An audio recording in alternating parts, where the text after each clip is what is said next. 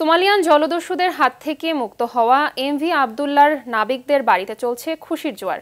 ২৩ নাবিকদের মধ্যে কেউ কেউ ইতিমধ্যে পৌঁছে গেছেন নিজ গ্রামের বাড়িতে। দীর্ঘ ২ মাস পর সন্তানকে ফিরে পেয়ে উচ্ছ্বসিত পরিবার। প্রতিনিধিদের তথ্যছবিতে বিস্তারিত জানাচ্ছেন মৌসুমী রহমান।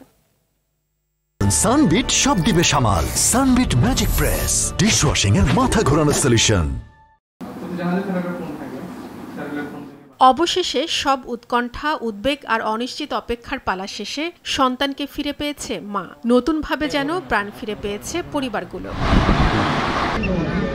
মঙ্গলবার বিকেলে চট্টগ্রাম বন্দরে এসে পৌঁছায় জলদস্যুদের হাত থেকে মুক্ত নাবিকদের বহনকারী জাহাজ এমভি আব্দুল্লাহ। সেখান থেকে ইতিমধ্যে নিজ বাড়িতে পৌঁছে গেছেন অনেক নাবিক। জাহাজটির ইঞ্জিনিয়ার মোহাম্মদ তানফির আহমেদ চট্টগ্রামের আগ্রাবাদে তার নিজ বাড়িতে পৌঁছালে আপ্লুত হয়ে পড়ে তার পুরো পরিবার।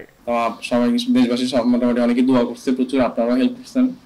আলহামদুলিল্লাহ সবকিছু মিলাই অনেক খুশি ছিল। সত্যি বলতে এখন খুব খুশি, আল্লাহর কাছে শুকরিয়া এই যে আমার ছেলে আমার কাছে ফিরে আসছে। এদিকে খুলনায় নিজ বাড়িতে পৌঁছেছেন ইঞ্জিনিয়ার তৌফিকুল ইসলাম। তাকে ফিরে পেয়ে যেন ঈদের খুশি বইছে স্বজনদের মাঝে। এখানে আমাদের ঈদের কোনো ফিলিংসই ছিল না, জাস্ট ঈদের নামাজটা পড়তে পারছি, এটাই আল্লাহর কাছে হাজার শুকরিয়া, লাখ কোটি শুকরিয়া। আসছে ফিরে ঈদই আমাদের, আজকেই তো আমাদের ঈদ, আজকে একটা আনন্দ। ছেলে ফিরে আসাতে যে সবারই এলাকারবাসী, আত্মীয় স্বজন, বন্ধু বান্ধব সবাই, সে রাত থেকে ফোনের উপর ফোন, সকালে ভিড় লোকজন।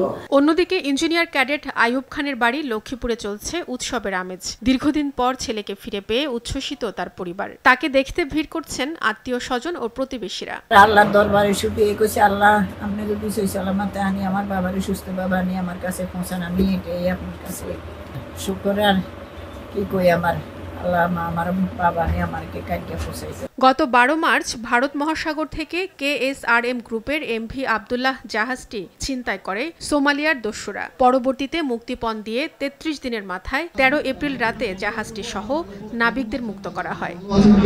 মৌসুমী রহমান, RTV।